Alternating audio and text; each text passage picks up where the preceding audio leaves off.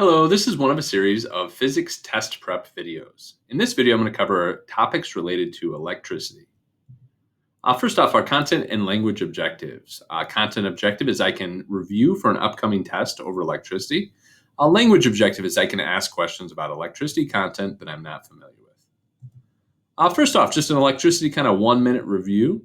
With electricity, the top left corner talks about resistors in series. If you're trying to figure out the total resistance and you have components in a circuit that are all on the same pathway, you can figure out the total resistance just by adding the resistance of each of those resistors.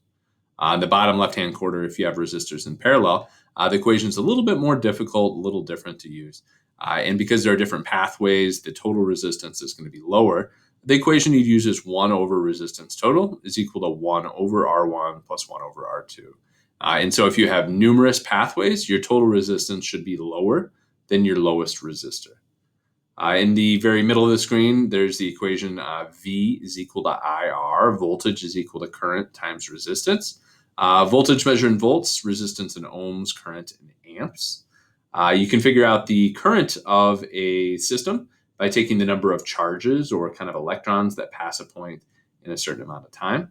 And in the bottom right, just to illustrate what does it mean if components are in series or parallel, you can see on the left-hand side of that picture that there are two light bulbs that are on their own separate pathways, while in the right side of that picture, you can see in series components are on that same pathway. There's one source of electricity that passes through both of those light bulbs. So electricity test prep questions. There are 5 questions that are provided here to review some various electricity concepts. My recommendation would be to pause your video to take a look at these questions to try to answer them all yourself. Whenever you're finished, hit play, and then I'll go through and solve these to help you out. Problem number 1, it says, draw a circuit diagram that shows a battery, 2 light bulbs in parallel, an ammeter, and a closed switch. And this is kind of an overview of circuit symbols and circuit diagrams. I've just kind of color-coded these different components and what they are. A battery is shown by 2 parallel lines where one's longer than the other that are both perpendicular to the wire that would be shown as rectangles here in this picture. 2 light bulbs that are shown in a couple different ways depending on your circuit diagrams, but a circle with an X is the easiest way to do it. It says that the 2 light bulbs are in parallel, so you see that they are on 2 distinct pathways. They're not on the same pathway. If I were to cut this wire right here, electricity could still pass through the other light bulb. An ammeter measures current in a circuit that is shown in green here. And then a closed switch, what that would be is like a light switch. If it's open, electricity can't pass through it. If it's closed, it just acts like a wire that electricity can pass through. Question 2 has to do with current, charge, and time. It says if 12 charges pass a point in 3 seconds, what is the current in amps? The equation you'd use for this is I, current, is equal to Q, charge in coulombs, divided by T, time in seconds. And so I have outlined here 12 charges. That's your charges. That's Q. You have 3 seconds as your time. You're solving for current. And so I is equal to 12 divided by 3. Your charge is, your current is 4 amps. Problem 3 involves voltage, current, and resistance. It says if the voltage of a circuit is 9 volts and the total resistance is 18 ohms, what is the current? You're going to use the VIR, voltage, current, resistance triangle here. You're given voltage, 9 volts. You're given resistance, 18 ohms, that omega symbol. And so I, current in amps, is equal to voltage divided by resistance, or 9 divided by 18, which is 0.5 ohms. Make sure you don't just take the big number divided by the little number.